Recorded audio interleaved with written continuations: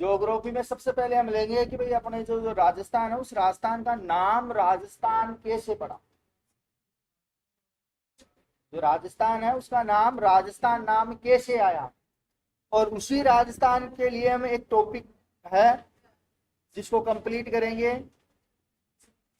राजस्थान का नामकरण। किस नाम से? कि भाई राजस्थान का नाम राजस्थान कैसे पड़ा, उसको कैसे कंप्लीट करेंगे? राजस्थान के नामकरण से। तो अलग अलग समय पर अलग अलग नामों से जाना गया और आज वर्तमान में इसी को हम क्या कहते हैं? राजस्थान कहते हैं। आई बात समझ में?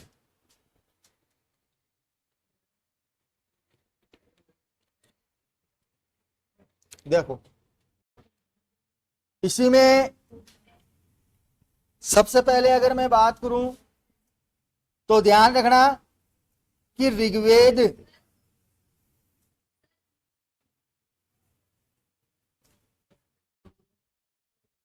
कि भाई ऋग्वेद के समय राजस्थान को क्या कहा जाता था। तो ध्यान रखना, ऋग्वेद के समय राजस्थान को ब्रह्मावर्त क्या कहा गया है? ब्रह्मावर्त के नाम से।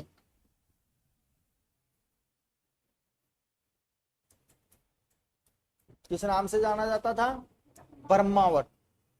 अब हम बात करें कि ऋग्वेद से आगे बढ़ते हैं तो रामायण में क्या बताया गया है। तो रामायण में इसे राजस्थान को कहा है मरुकांतर।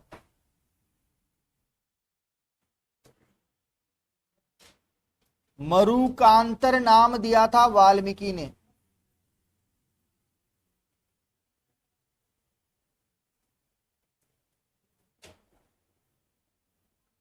जो कि पहले एक डाकू थे लेकिन फिर बाद में एक क्या बन गए थे? अरे क्या बन गए थे वाल्मीकि? संत। डाकू से संत। रत्नाकर नाम था इनका पहले। और ऐसी ही घटना जब हम बुद्ध को पढ़ते हैं तो वहां पे भी आती है, जिसे हम कहते हैं अंगुलीमाल। इसके अलावा मैं बात करूं कि भाई मरु का अंतर, मरु का मतलब रेगिस्तान। तो अपने इस क्षेत्र में रेगिस्तान ही था और अरावली की पहाड़ियां थी, बाकी क्षेत्र खाली था, कुछ क्षेत्र में बसावट थी। तो इसको क्या नाम मिला रामायण में? मरुकांतर के नाम से। ध्यान रखना, ऋग्वेद में क्या नाम दिया गया? ब्रह्मावर्त। अब आगे बढ़ते हैं तो एक व्यक्ति आता है अंग्रेजों के समय। किसके समय? अंग्रेजों के समय एक व्यक्ति आया जिसका नाम था जॉर्ज थॉमस।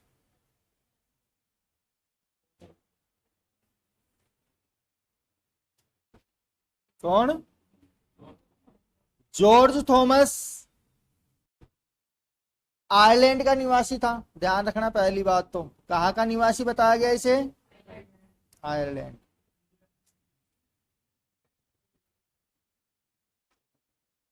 और इसने भारत में रहते हुए 1800 ईस्वी में,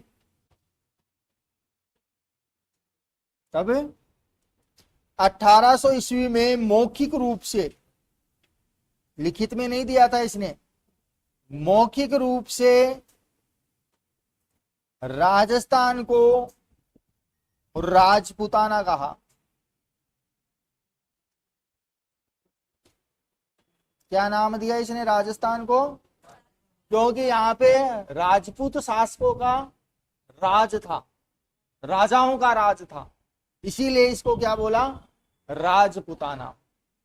लेकिन इसके बाद में एक और व्यक्ति आया जिसका नाम था विलियम फ्रैंकलिन। कौन था? Franklin.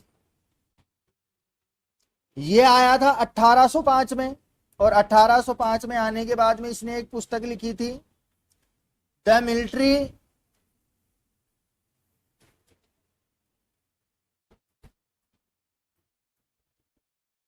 Memories of mister George Thomas.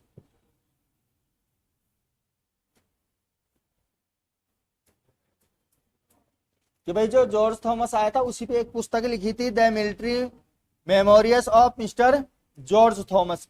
और इसी पुस्तक में लिखित रूप से दिया था इन्होंने, लिखित रूप से राजस्थान के लिए राजपुताना शब्द का प्रयोग किया था इसने।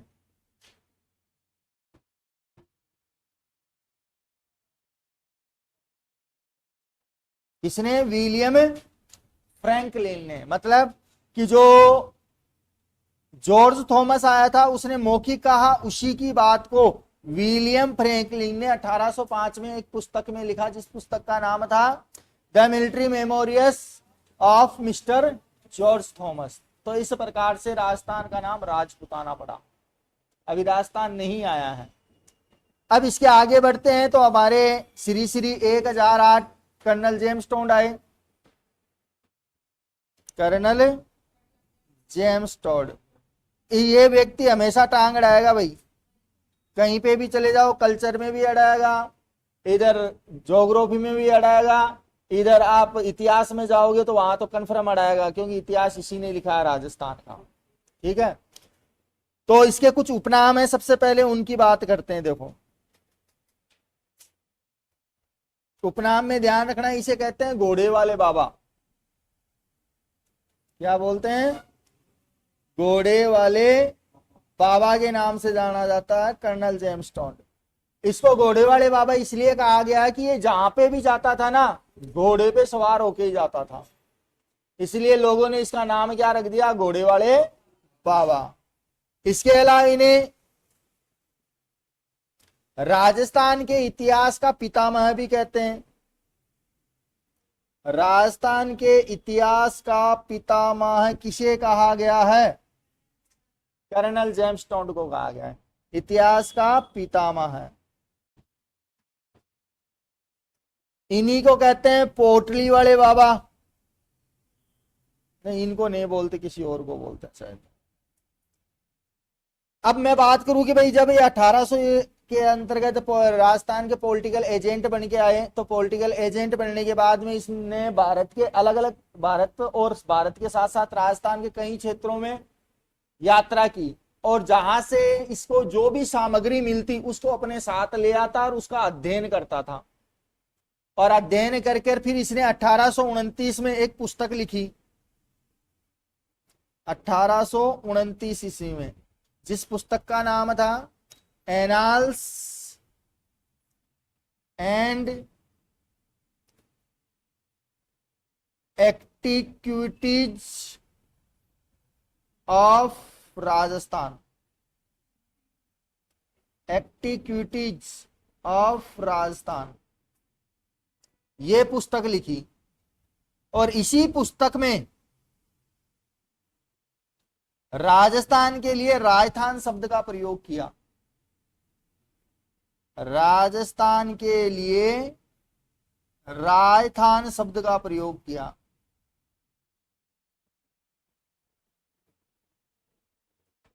जो आगे जाकर क्या बना? राजस्थान बना। राजस्थान का मतलब राजाओं का निवास, राजाओं का निवास। और आगे जाकर इसी राजस्थान से बन गया राजस्थान, जो इन्होंने बाद में अपनी पुस्तक पश्चिम भारत की यात्रा में लिखा 1839 में, 10 साल बाद। तो 1839 ईस्वी में इन्होंने एक और पुस्तक लिखी जिसका नाम था पश्चिम भारत की यात्रा। पश्चिम भारत की यात्रा। लेकिन ये पुस्तक जेम्स टोड की मृत्यु के बाद प्रकाशित हुई थी। मृत्यु के बाद इनकी पत्नी ने प्रकाशित करवाई थी, ध्यान रखना।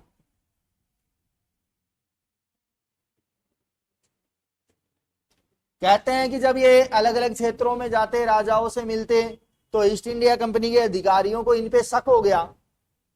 अब शक हो गया तो भाई इनसे कहा गया कि भैया आप क्यों जाते हो, तो इन्होंने तत्काल रूप से राजस्थान और भारत को छोड़ दिया और इंग्लैंड चले गए और अपने साथ कहीं सामान या कहीं अवशेष या कहीं किताबें पुरानी सब अपने साथ ले गए, जिसमें एक शिलालेख भी लेके गए थे चित्तौड़गढ़ से, दोसुंडा का शिलालेख। और यह शिलालेख जब समुद्र में बीच में गए तो भारी पानी के कारण जब लहरें आई तो जहाज डूबने लगा, तो कहते हैं इस शिलालेख को फिर इसने समुद्र में फिकवा दिया था। दोसुंडा का शिलालेख है वो, ध्यान रखना। और बाकी सामग्री को अपने साथ ले गया और वहां पे अध्ययन किया, पूरी पुस्तक बनाई। पुस्तक प्रकाशित हो उससे पहले इनकी क्या हो गई, मृत्यु। और मृत्यु के बाद में कहते हैं कि 1839 में इन्हीं की पत्नी का नाम था मेरी, और उस मेरी ने फिर इनकी ये पुस्तक प्रकाशित करवाई। तो इस प्रकार से इस पुस्तक में राजस्थान शब्द हमें देखने को मिलता है।